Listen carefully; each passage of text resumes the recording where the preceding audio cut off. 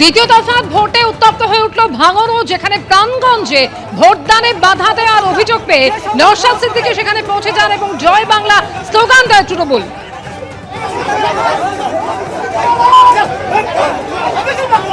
বিরাট উত্তেজনা এই মুহূর্তে আমরা দেখতে পাচ্ছি। নওশাদ সিদ্দিকী ছুটে এসেছে।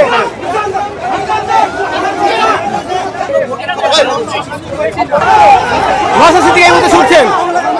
এই যে ভাঙড় বিধানসভা কেন্দ্রের নির্বাচন প্রায় একেবারে শেষ পর্যায়ে চলে এসেছে, মানে সেক্ষেত্রে সামগ্রিকভাবে কি দেখলেন? দেখুন, অত্যন্ত শান্তিপ্রিয় ভোট হয়েছে। ভাঙড়বাসীকে প্রথমে আমি ধন্যবাদ জানাই।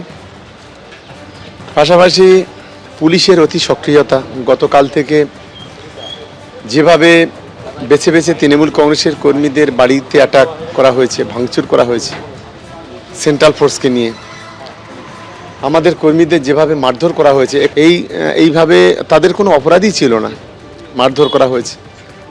আমাদের আজকে অন্তত 30 জন কর্মীকে তুলে নেওয়া হয়েছে, পোলিং এজেন্ট, বুথ সভাপতি কিংবা পঞ্চায়েতের নির্বাচিত সদস্য, তাদের কোনো বিনা দোষে তাদেরকে তুলে নিয়ে যাওয়া হয়েছে পুলিশ।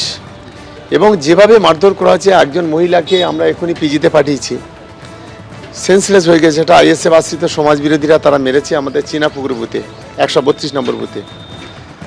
কাল থেকে সারা রাত ধরে তাণ্ডব চলেছে, গোটা রাত কেউ ঘুমাতে পারেনি বাড়িতে। ইলেকশন কমিশন তার নির্দেশ আছে নাকি, তারা এই ধরনের কথা বলছে পুলিশের লোকেরা, যে দেখে দেখে বেছে বেছে তৃণমূল কংগ্রেসের কর্মীদের তাদেরকে তোলা হবে। আমি অদ্ভুত বিষয়, এটা আমরা রাজনৈতিক জীবনে আমরা কখনো দেখিনি, কখনো শুনিনি। দেখুন, পুলিশ একেবারে তাবেদার হয়ে গেছে, গোলাম হয়ে গেছে। এবং সবচাইতে আরও আশ্চর্যের বিষয়, এনআইএ কে নামিয়ে দেওয়া হলো ইলেকশনে পোল ডেতে।